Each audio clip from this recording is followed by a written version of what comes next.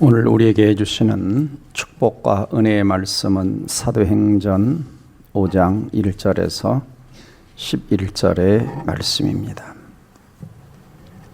함께 읽도록 하겠습니다. 시작. 아나니아라 하는 사람이 그의 아내 삽비라와 더불어 소유를 팔아 그 값에서 얼마를 감추매 그 아내도 알더라. 얼마만 가져다가 사도들의 발 앞에 두니 베드로가 이르되 아나니 어찌하여 사탄이 내 마음에 가득하여 내가 성령을 속이고 땅값 얼마를 감추었느냐. 땅이 그대로 있을 때에는 내 땅이 아니며 판 후에도 내 마음대로 할 수가 없더냐. 어찌하여 이 일을 내 마음에 두었느냐. 사람에게 거짓말한 것이 아니요 하나님께로다. 아나니아가 이 말을 듣고 엎드려져 혼이 떠나니 이 일을 듣는 사람이 다 크게 두려워하더라. 젊은 사람들이 일어나 시신을 싸서 메고 나가 장사하니라. 3시간쯤 지나 그의 아내가 그 일어난 일을 알지 못하고 들어오니 베드로가 이르되 그 땅 판값이 이것뿐이냐 내게 말하라 하니 이르되 예 이것뿐이라 하더라. 베드로가 이르되 너희가 어찌하여 함께 꾀하여 주의 영을 시험하려 하느냐. 보라 내 남편을 장사하고 오는 사람들의 발이 돼 문 앞에 이르렀으니 또 너를 메어 내어가리라 하니 곧 그가 베드로의 발 앞에 엎드려져 혼이 떠나는지라. 젊은 사람들이 들어와 죽은 것을 보고 메어다가 그의 남편 곁에 장사하니 온 교회와 이 일을 듣는 사람들이 다 크게 두려워하니라. 아멘. 이렇게 인사하겠습니다. 당신에게 하나님 은혜가 충만하기를 바랍니다. 오늘 말씀의 제목은 성령을 속일 수 없습니다. 성경은 가장 정직한 책입니다. 성경의 기록들은 분명하게 역사 속에 일어난 사건들을 기록한 것입니다. 복음서에 기록된 예수님의 탄생과 기적, 십자가의 죽음과 부활, 승천, 그리고 사도행전에 기록된 성령 강림 사건은 역사적인 이야기입니다. 역사적인 이야기. 특별히 성경은 성경에 등장하는 각 인물들의 진실된 면을 기록하기도 하지만 때로는 실수, 허물, 죄악들까지 적나라하게 기록을 하고 있습니다. 어떤 때는 성경을 읽어보면 느끼는 것 중에 하나가 뭐냐? 하나님 백성들의 치부, 실수, 허물, 죄악, 우상숭배 이런 것들을 더 많이 드러내는 이러한 느낌들을 우리가 더 많이 받는 것을 볼 수 있습니다. 특별히 오늘 성경에도 보면은 이제 교회가 세워졌습니다. 교회가 막 부흥하죠. 3,000명, 5,000명씩 막 부흥하고 성도들이 은혜를 받고 은혜가 충만하여 밭과 집을 팔아 헌금을 드리는 이 장면 속에서 사단이 틈을 탑니다. 사단이 틈을 타서 교회를 마치 헤집어 놓으려고 하는, 그래서 아나니와 삽비라라고 하는 부부가 사탄에게 속아 거짓말을 하게 되면서 헌금을 드리는, 그리고 그 사건을 통해서 갑작스럽게 그 부부가 죽어져 나가는 사건을 있는 그대로, 사실 그대로 오늘 성경은 기록하고 있습니다. 자, 이 사건은 부부가 헌금을 드리다가 감추어서 죽었다라고 하는 어떤 경고 차원의 메시지가 아닙니다. 이 사건은 교회의 본질이 뭐냐? 기독교의 본질이 뭐냐? 신앙의 본질이 뭐냐라고 하는 것을 우리에게 다시 한번 깨우쳐 주시고, 신앙생활이라고 하는 것은 사람들끼리만 모이는 것이 아니라 그 속에 엄청난 보이지 않는 하나님이 함께 하시고 하나님의 임재가 있고 하나님의 손길이 있고 하나님의 역사가 있는 공동체다라고 하는 것을 깨닫게 하시려는 거죠. 그래서 교회는 단순히 우리들끼리 모인, 사람끼리 모인 단체가 아닙니다. 어떤 학문적인 모임, 연구하는 모임, 종교적인 어떤 단체도 교회는 아니에요. 그래서 교회는 모일 때 보이지 않는 하나님의 능력이 나타나는 겁니다. 보이지 않는 하나님의 능력이 많은, 인간의 말로 설명할 수 없는 뭔가가 우리가 함께 모여 찬송할 때 일어나는 겁니다. 우리 이성과 우리 인간의 생각으로 설명할 수 없던 어떤 일들이 일어나서 사람의 마음을 뒤집고 상황을 뒤집고 어떤 것들을 바꿔놓는, 자, 이게 뭐냐? 이게 교회라고 하는 것이죠. 교회라고 하는 것입니다. 우리가 배워온 것처럼 사도행전 2장 1절 이하를 보면, 자, 어떤 일들이 일어납니까? 교회에 바람 같은 성령이 임하죠. 불 같은 성령이 임합니다. 그러자 사람들의 입술과 삶에서 뭔가 새로운 일들이 막 일어나죠. 그리고 나자 3,000명, 5,000명씩 어찌할꼬 하며 회개하며 주 앞에 돌아오는 역사가 일어납니다. 또 하나님의 말씀을 통한 은혜가 임하자 사람들의 마음에 욕심이 사라집니다. 가진 것을 팔아 가난하고 어려운 사람들을 나누어 주기 시작합니다. 예수 이름으로 안진뱅이를 향하여 선포하자. 안진뱅이가 그 자리에서 일어나고 함께 모여 기도하자. 모인 곳이 진동하는 이러한 일들이 교회에서 일어나는 것입니다. 자, 이게 교회에서 일어나는 일들이죠. 그러니까 교회는 단지 인간이 모인 단체가 아니라는 거죠. 교회가 깨달을 중요한 사실은 뭐냐? 사람들이 무엇을 하는가가 중요한 것이 아니라 사람들에게 무슨 일이 일어나고 있는가가 중요한 겁니다. 다시 말하면 내가 예수 믿었는데 예수 믿은 여러분에게, 이 자리에 앉아 계신 여러분에게 하나님이 오셔서 어떤 일들이 일어나게 하시고 있느냐는 겁니다. 예수 믿는 역사가 일어나고 내 심령이 뒤집어지고 내 심령과 내 생각이 뒤바뀌고 하나님의 임재가 나타나고 내가 예수 이름으로 기도할 때, 예수 이름으로 선포할 때 안진뱅이가 일어나고 병자들이 낫고 하나님 나라가 임하는 이러한 일들이 내 신앙생활 속에서 과연 일어나고 있느냐라고 하는 것입니다.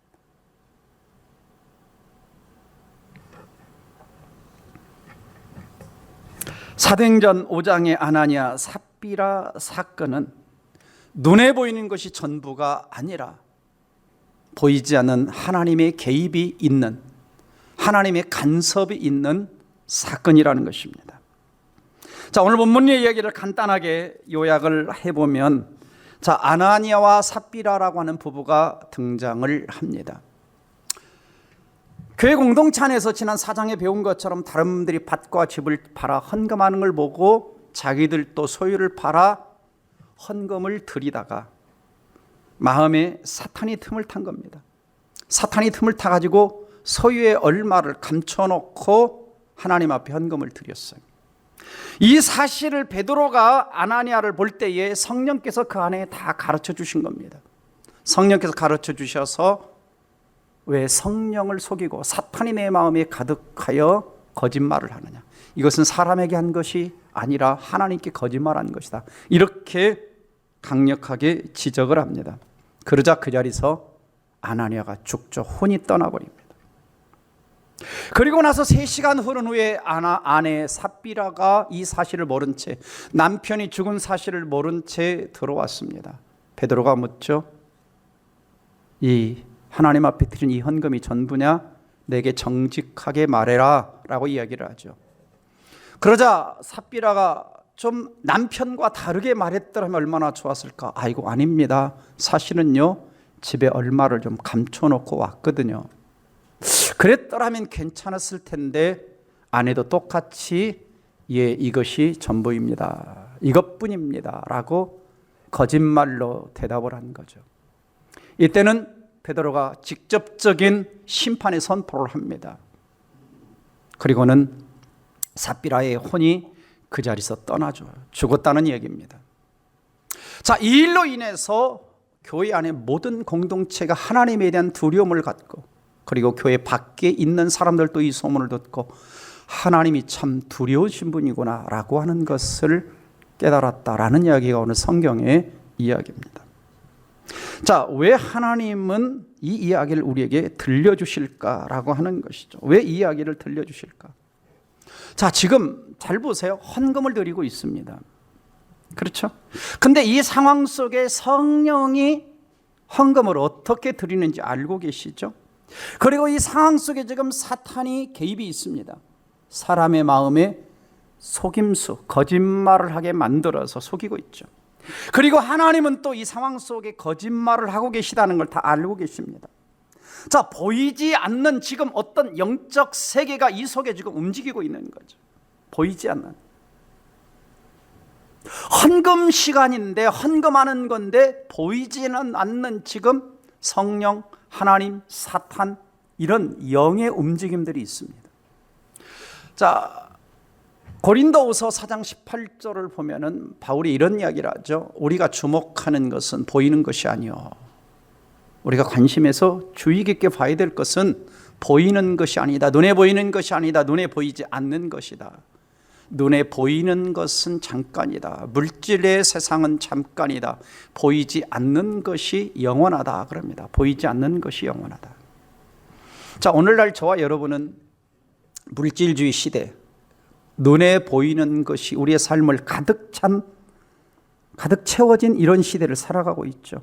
자, 어느 시대보다 물질의 풍요로움을 누리고 있습니다.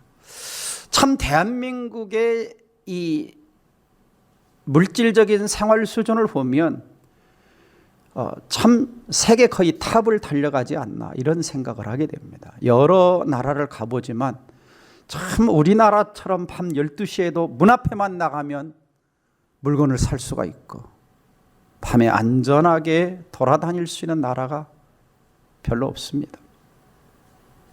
문화 수준? 핸드폰 안 가지고 있는 사람들이 있나요? 텔레비전 없는 사람이 있나요? 집에 냉장고 없는 사람이 있나요? 자동차 없는 사람이 있나요?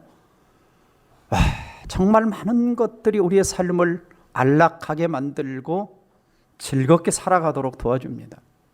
자, 이렇게 살아가다 보니 우리의 삶이라고 하는 것이 어느덧 눈에 보이는 세상에 집착한 채 영적 실제가 있다라고 하는 것, 그리고 어둠의 세계도 있다라고 하는 것을 잊어버린 채 물질 세계 속에 집착하여 인간을 살아가게 만들어 버리는 것입니다. 그래서 주중의 세상에 살아갈 때 하나님이 그곳에 계시다는 사실, 그리고 사탄이 거기서도 나를 방해하고 있다는 사실을 우리가 무시한 채 잊어버린 채 살아가고 있지는 않는가. 자, 오늘 성경을 보세요. 3절 4절을 보시면 이 상황 속에 누가 오십니까? 성령이 개입하시죠. 베드로가 이르되 아나니아야 어찌하여 사탄이 내 마음에 가득하여. 사탄이 그곳에 개입하고 있죠. 내가 성령을 속이고 성령이 알고 계십니다. 4절 말씀 끝을 보면 이 일을 내 마음에 두었느냐, 어찌하여 이 일을 내 마음에 두었느냐, 사람에게 거짓말한 것이 아니요 하나님께 거짓말한 것이다. 자, 보이지 않는 하나님의 개입이 있죠. 그리고 이 베드로에게는 성령 충만해서 지식의 말씀의 은사가 있습니다. 지식의 말씀의 은사. 지식의 말씀의 은사라고 하는 것은 상대방이 말하지 않아도 성령께서 어떤 상황과 사건에 대해서 가르쳐 주시는 거죠. 베드로에게 가르쳐 주신 것입니다. 이 사람들이 마음속에 사탄이 가득한 걸 가르쳐 준 것이죠. 성령을 속이고 하나님께 거짓말한 상황을 이 베드로에게 하나님은 알게 하신 것입니다. 보여주신 거예요. 그러니까 지금 이 상황은 단지 어떤 베드로와 아나니아의 관계가 아니라 지금 이 상황은 하나님과의 관계, 그리고 보이지 않는 영적 세력과의 관계의 사건으로 지금 베드로가 이 사건을 끌어가고 있습니다. 바울이 에베소 6장 12절에 이렇게 교훈합니다. 같이 읽어봅니다. 시작. 우리의 씨름은 혈과 육을 상대하는 것이 아니요 통치자들과 권세들과 이 어둠의 세상 주관자들과 하늘에 있는 악의 영들을 상대함이라. 그렇죠? 자, 우리가 이 자리에 앉아 있지만, 예배를 드리지만, 또 우리가 세상에 나가서 사업을 하고 직장생활을 하지만 단지 사람들과만 상대하는 인생이 아니라는 것입니다. 악의 영들과의 싸움이다.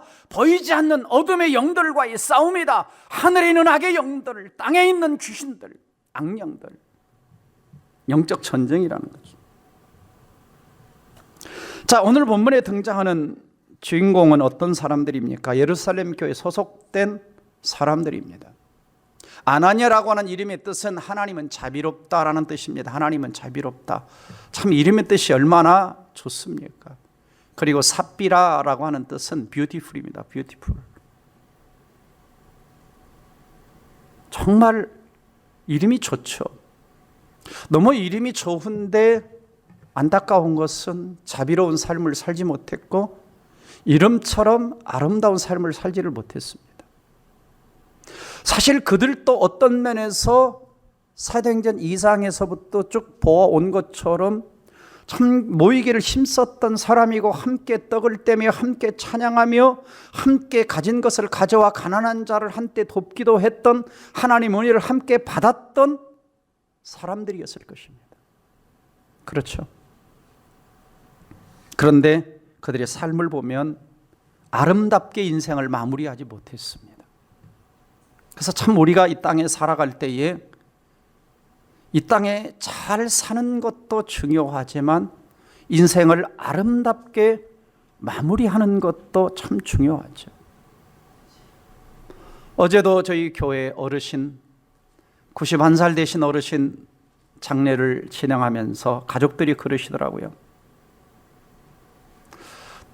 돌아가시기 전에 며칠 전부터 나는 천국 갈 준비가 다 되어 있다. 나는 언제든지 주님 부르셔도 나는 천국에 갈 수 있다. 그리고 주무시다가 편안하게 세상을 떠나셨다고 합니다. 우리가 어떻게 사느냐도 중요하지만 세상을 떠날 때도 참 아름다운 모습으로 세상을 떠나는 것도 참 중요하죠. 자, 하나님은 왜 이 사건을 통해서 우리에게 오늘 말씀하시는 걸까? 몇 가지 이유가 있습니다. 첫째는 잘못된 동기를 가지고 행동을 했다는 것입니다. 자, 1절 보시면 아나니아라는 사람은 아내와 더불어 소유를 팔아 2절 보시면 그 값에서 얼마를 감추었다. 얼마를 감추었다 그럽니다. 감추었다라고 하는 헬라어 단어는 노스피노입니다. 노스피노. 단순히 숨긴 것이 아니라 남의 것을 훔쳤다는 뜻이야. 남의 것을 훔쳤다. 그러니까 하나님께 드려진 것을 내 것으로 훔쳤다. 이 단어가 어디서 나오냐면 이스라엘 백성들이 아이성 전투에서 아간이라고 하는 사람이 하나님께 바쳐진 물건을 외투한벌과 금과 은을 훔쳤을 때, 감춤에 그랬을 때 똑같은 단어가 사용되고 있습니다. 그러니까 이 아나니아 삽비라의 마음을 보면 감추었다. 이 속에서 뭘 느낍니까? 헌금의 동기가 순수하지 못했다라고 하는 거죠. 동기가 순수하지 못했다. 그리고 4절 끝에 보세요. 4절 끝에 보시면 이런 표현이 나옵니다. 어찌하여 이 일을 내 마음에 두었느냐? 어찌하여 이 일을 내 마음에 두었느냐? 그러니까 이 일을 마음에 두었다는 건 뭐예요? 이 일이 뭐예요? 헌금을 감추고 얼마를 감추고 헌금을 드리겠다는 그 생각이 계속 그 마음에 두었다는 것입니다. 그러니까 어떤 면에서는 순간적인 충동으로 한 것이 아니라 계속해서 어느 일정 기간 동안 그 마음에 감추어야 되겠다라고 하는 것이 마음이 자리 잡고 있었다라고 하는 거죠. 그러니까 마음의 동기가 잘못된 거. 그 동기가 뭡니까? 아마 사장에서 바나바와 다른 성도들이 헌금하는 것을 보고 막 칭찬받고 인기를 얻고 받는 걸 볼 때 질투나 아니면 자기 자신들의 이름을 내고 싶었던 것 같습니다. 그래서 나도 이렇게 저들처럼 헌금했다. 다 했어. 근데 감춘 건 몰라. 근데 하나님은 알아요. 다 했다고 하는 거예요. 다 했다고. 또 한 가지는 이유가 뭐냐? 사탄에게 속은 거예요. 사탄에게 속. 자, 우리가 이 본문을 보면서 느끼는 게 그겁니다. 자, 헌금 일부를 감춘 게 얼마나 큰 죄가 되느냐라고 생각할 수 있죠. 그러나 사탄은 항상 우리에게 엄청난 죄를 가지고 다가오는 것이 아니라 작은 죄에서부터 우리가 하나님 앞에 잘못된 삶을 살아가도록 부추기는 것입니다. 그리고 오늘 본문을 보면서 우리가 오해하지 않아야 될 것이 하나 있다면 뭐냐면 헌금을 제대로 안 하면 죽는다. 제대로 헌금해라. 이런 경고 사인이 아닙니다. 헌금을 내고 안 내고의 문제가 아니라 하나님과의 관계의 문제입니다. 성령을 속였다 그러죠. 하나님과의 관계 문제로 가지고 가고 있어요. 하나님을 속인 것이 문제다라고 얘기를 하고 있습니다. 왜냐하면 4절에 보면 이런 표현이 나와요. 땅이 그대로 있을 때 내 땅이 아니며 판 후에도 내 마음대로 할 수가 없더냐. 그렇죠? 땅이 그대로 있을 때 네 거야. 그리고 땅값 땅 팔고 땅 판값을 네가 가지고 있어. 그것도 다 네 거야. 그 가운데 헌금을 다 드릴 수도 있고 반만 드릴 수도 있고 10분의 1만 드려도 괜찮아. 그런데 속인 것이 문제다라고 하는 거죠. 속인 것이 문제다. 자, 우리가 이 말씀을 통해 깨닫는 것은 뭐냐면 신앙생활할 때 하나님만을 의식하고 좀 신앙생활을 해야 되는데 인간인지라 너무 사람을 의식하고 사람에게 인정받고 사람에게 칭찬받으려고 하는. 자, 우리가 그런 게 있습니다. 깊이 들어가 보면 정말 하나님을 신뢰하지 않기 때문에 자꾸 우리가 사람을 의식하는 거예요. 하나님을 두려워하지 않는 겁니다. 저나 여러분은 마찬가지예요. 자, 우리 모두 똑같이 하나님은 나의 왕입니다. 하나님은 나의 주인이십니다. 고백하죠? 여러분 안 하십니까? 네, 고백합니다. 근데 실제로는 우리가 누구를 더 의식하며 살아가느냐? 사람을 의식을 많이 하죠. 그래서 깊이 들어가 보면 어디로 가버리느냐? 하나님을 사랑하지 않는 데로 가버리고 하나님을 믿지 않는 데로 가버립니다. 두려운 이야기죠.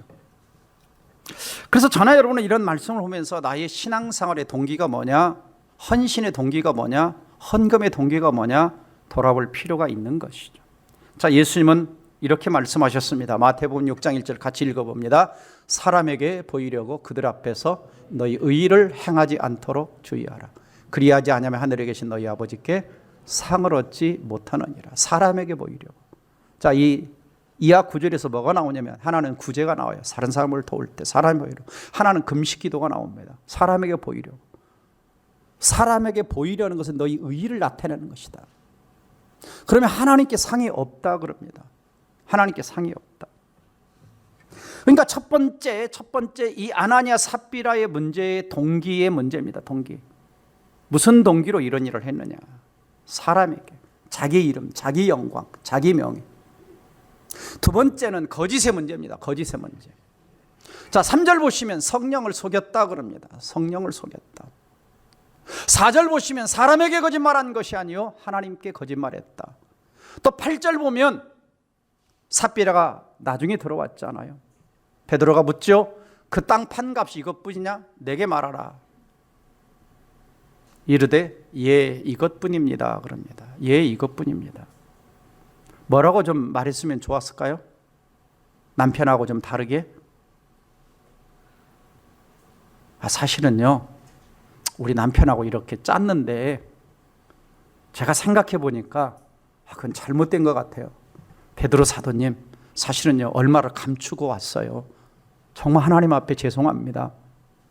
이렇게 대답을 했더라면 얼마나 좋았을까. 제가 무슨 생각을 했냐면 그렇게 대답했다면 죽은 혹시 아나니아도 살려주지 않았을까. 왜? 그 당시는 죽은 자를 살리는 일이 여러 번 있었잖아요. 아마 그런 생각을 좀 했어요. 근데 뭐라고 해버렸냐? 이것뿐입니다. 이것뿐입니다. 그러니까 지금 베드로의 책망은 여기서 뭡니까? 무엇을 드리느냐 안 드리냐 문제를 가지고 다루는 게 아니에요. 적게 드렸냐 많이 드렸냐를 가지고 다루는 게 아니에요. 속임의 문제입니다. 거짓의 문제입니다. 거짓의 문제. 그러니까 우리도 그렇습니다. 막 은혜 받을 때 하나님 앞에 헌금 이렇게 드려야지, 하나님 앞에 이렇게 헌신해야지, 주님을 이렇게 살아야지 마음에 작정하죠. 근데 집에 가면 그 마음이 반으로 주들고 일주일 지나면 내가 그거 괜히 그거 했나. 자, 그럴 때 우리는 어떻게 되느냐? 하나님 앞에 하나님 참 내가 은혜 받게 했는데 하나님 잘못했습니다. 내 믿음이 아직은 이것밖에 안 되는 것 같아요. 우리의 연약함을 고백하는 게 필요합니다. 근데 여기서 지적하는 것은 뭐냐면 자 2절 다시 보시면 이런 표현이 나옵니다. 그 값에서 얼마를 감춤해 그 다음에 뭐라고 나왔어요? 그 아내도 알더라 그랬어요. 아내도 알더라. 아내도 알더라. 자 9절 보세요. 9절 보시면 베드로가 이르되 너희가 어찌 함께 꾀하여 주의 영을 시험하느냐. 그러니까 성령을 시험하려고 어찌 함께 모의했느냐. 지금 이 말입니다. 자, 지금 이런 걸 뭐라고 얘기하죠? 공범이다 그럽니다. 부부가 공범인 거예요. 부부가 공범이에요. 남편이 이렇게 얘기를 했으면 아내도 알더라 그랬잖아요. 그러면 남편이 먼저 이걸 꾸민 거예요. 남편이 아내도 알더라 그랬으면은 남편이 꾸민 거예요. 그럼 아내가 뭐라 그래야 돼요? 여보, 그러면 안 돼. 하나님 앞에 작정한 건데 당신 그렇게 하면 안 돼. 좀 이렇게 이야기해야 되는데 베드로가 뭐라고 얘기했냐? 함께 꾀하여 그럽니다. 함께 꾀하여. 공범이 됐어. 자, 우리가 에덴 동산에서 그 사건을 보잖아요. 하와가 먼저 선악과 따먹었어요. 남편에게 늦춤에 뭐라고 그러죠? 먹었더라 그랬어요. 남편에게 줄 때 야마 이거 큰일 날 일이야. 하나님이 죽는다 그랬어. 이렇게 이야기해야 되는데 홀딱 받아먹어요. 공범이 됐죠.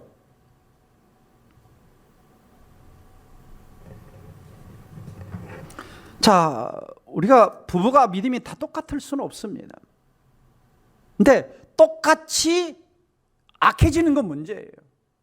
어느 한쪽이라도 좀 믿음이 좋아가지고 남편이나 아내가 믿음이 좀 떨어져서 하나님 말씀에 어긋난 행동을 할 때에 당신 하나님 말씀에서 그렇게 하면 안 된다 그래서 이야기해 줄 수 있는 믿음과 용기가 필요하다는 것이죠. 자녀가 잘못된 길로 갈 때 부모가 믿음이 좋아서 자녀의 길을 가로막아야 되는 겁니다. 잘못된 길로 갈 때. 그렇잖아요. 근데 두고 봅니까 그걸? 다른 소리를 해줘야 되는 것이죠. 둘 중에 하나는 깨어 있어야 되는 겁니다. 부모와 자녀 중 둘 다 깨어 있으면 좋은데 자녀도 깨어 있지 못하고 부모도 깨어 있지 못하면 공범이 되는 거죠. 가끔 우리가 뉴스에서 그런 사건들을 보잖아요. 온 가족이 공모해가지고 나쁜 짓 하고 보험 사기하고 다 끌어들여가지고 같이 망하는 겁니다. 가정의 한 사람은 영적 파수꾼이 필요해요. 살려내야 되는 것이죠. 깨어 있어야 되는 것이죠. 브리스길라와 아굴라 부부처럼 둘 다 깨어 있으면 얼마나 좋습니까? 그래서 우리는 함께 할 일이 있는가, 함께 하지 말아야 될 일이 있는 겁니다.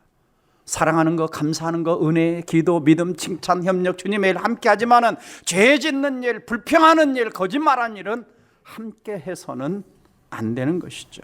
왜냐, 하나님은 거짓말하는 자를 싫어하신다 그랬습니다. 거짓말하는 자를 싫어하신다. 피 흘리기를 즐기는 자와 속이는 자를 싫어하신다 그랬어요. 오렌 오스비 목사님은 정직의 위기라는 책 속에서 이런 말씀을 했습니다. 다른 사람에게 거짓말하는 것은 영적인 어둠에 들어가는 첫 단계에 불과하다. 다른 사람에게 거짓말하는 것은 영적인 어둠에 들어가는 첫 단계다.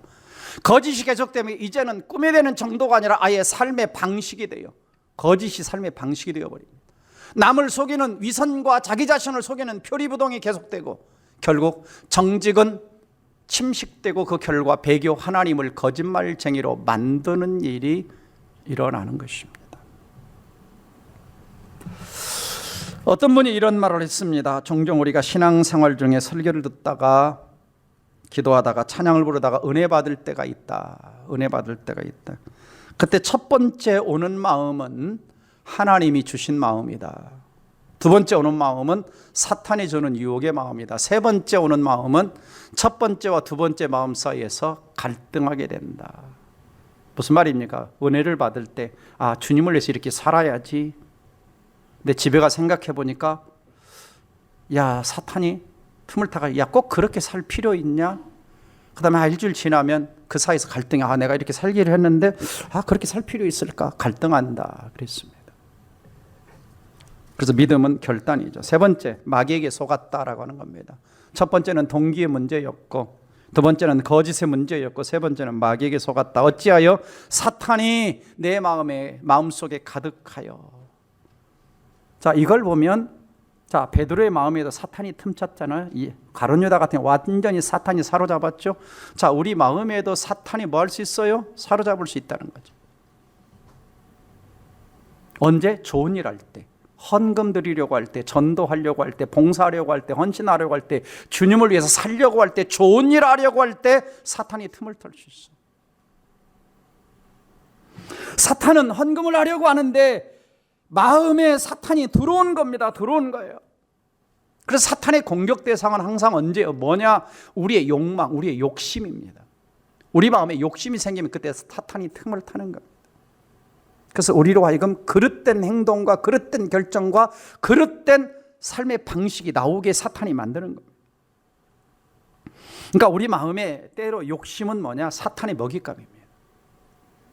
성경이 이렇게 말하죠. 야고보서에서 욕심이 잉태한즉 죄를 낳고 죄가 장성한즉 사망을 낳느니라. 그렇죠? 욕심이 잉태하니까 죄를 낳고 그 다음에 이 사람들이 그 말씀대로 죽었어요. 그러니까 사탄을 불러들인 것은 뭐냐? 내 마음의 욕망이었던 거죠. 요한복음 8장 44절에 이렇게 말씀합니다. 마귀는 처음부터 거짓말장이다.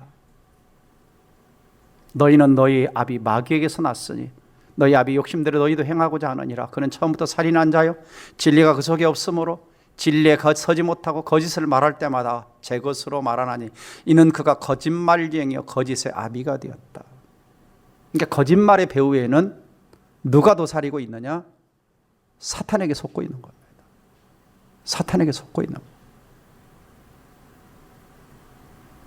자, 인류 최초로 아담과 하와에게 속인 게 누구냐? 사탄입니다. 뭘로? 거짓말로.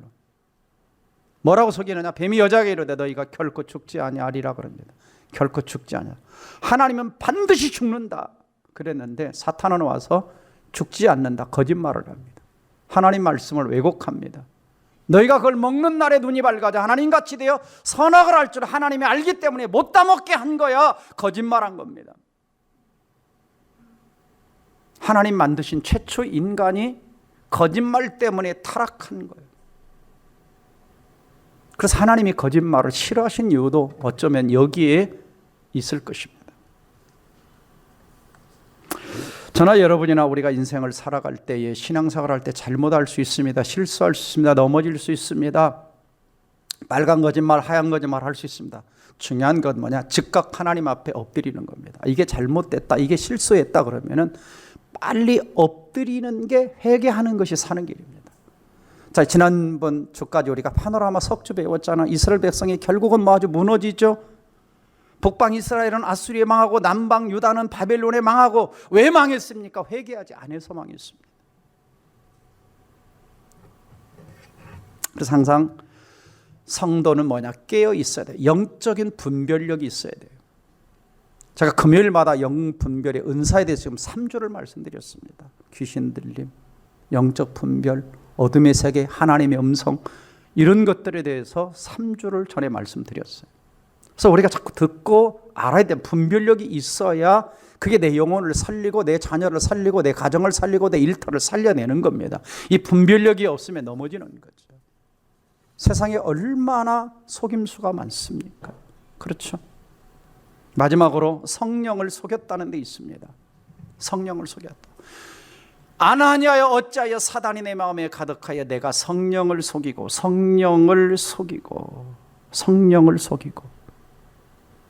그러니까 베드로를 속인 것이 아니라 누구를 속였다라고 말하냐면 성령을 속였다.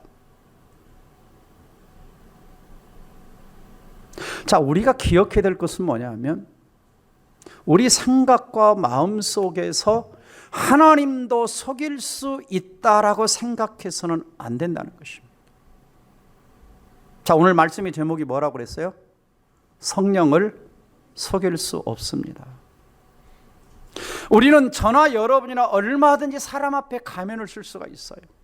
사람 앞에 감출 수가 있어요. 겉으로 헌신하는 채, 겉으로 헌금하는 채, 겉으로 열심히 살아가는 채, 겉으로 진실한 채, 겉으로 정직한 채 우리가 얼마든지 할 수 있습니다.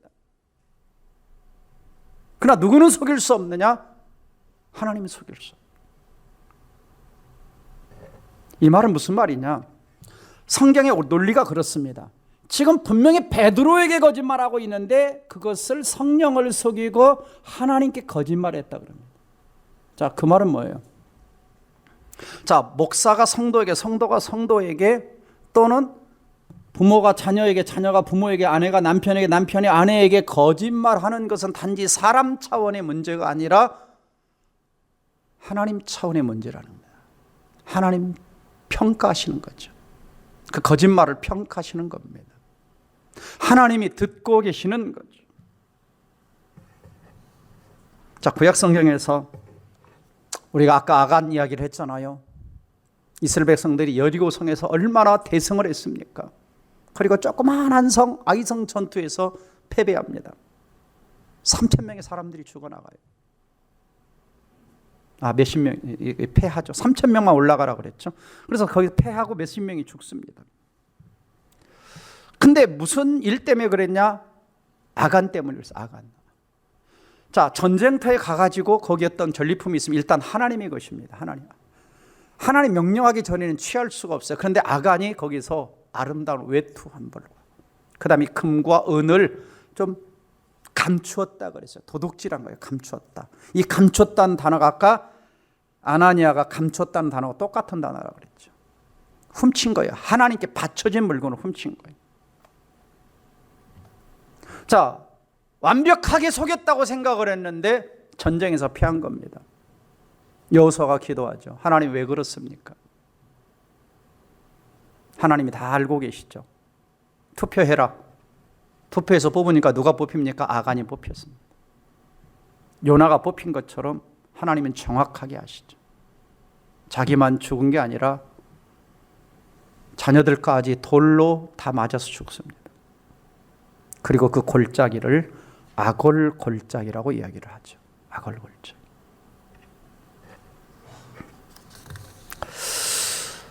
우리는 이 사건을 통해서 다시 한번 우리 자신을 하나님 앞에 정직하게 돌아볼 필요가 있습니다. 자, 하나님이 이 사건을 통해 우리에게 말씀하시는 교훈 몇 가지가 있습니다. 첫 번째는 하나님 왜 이러한 일을 샘플적으로 하셨는가? 교회의 순수함, 교회의 성결, 교회의 거룩함을 위한 대표적인 사건이라는 겁니다. 이후에 이렇게 하셨다는 말씀이 없어요. 아마 하나님이 헌금할 때마다 조금씩 감추고 이런 사람들을 죽였다면 아마 성도 반은 죽어나갔을 거예요. 이건 대표적인 사건이에요. 왜? 앞으로 교회가 거룩함과 순결성과 이걸 유지해야 되는데 이 샘플 사건을 통해서 앞으로 교회의 순수함, 순결, 거룩함, 내가 거룩하니 너희도 거룩하라고 하는 이것을 대표적인 사건을 통해서 하나님이 교훈하신 겁니다. 두 번째는 정직한 헌금 생활을 하라는 얘기입니다. 없으면 없는 대로, 있으면 있는 대로. 11 생활할 때도 마찬가지입니다. 정직하게 온전한 11조 생활하고 적당하게 하는 것이 아니라고 하는 것입니다. 왜? 우리가 헌금의 문제는 지금 누구와의 관계 문제라고 그랬어요? 하나님과 나와의 관계 문제입니다. 목사에게 헌금을 하는 게 아닙니다. 교회에 하나님 앞에 헌금을 하는 것이죠. 하나님과의 관계 문제라는 것이죠. 세 번째는 하나님 앞에서 하나님을 경외하는 신앙생활을 하라는 겁니다. 하나님 앞에서의 신앙생활, 하나님을 경외하는 신앙. 그러니까 우리는 하나님 앞에 서 있는 사람들입니다. 여러분은 목사 앞에 신앙생활하는 사람이 아니에요. 옆에 집사님, 장로님이 보기 때문에 신앙생활하는 사람이 아니라 저도 마찬가지고 목회자도 하나님 앞에 목회하는 자고 성도도 하나님 앞에 신앙생활하는 거예요. 하나님은 다 아신다는 거죠. 또 하나는 뭐냐? 하나님을 두려워하라는 거죠.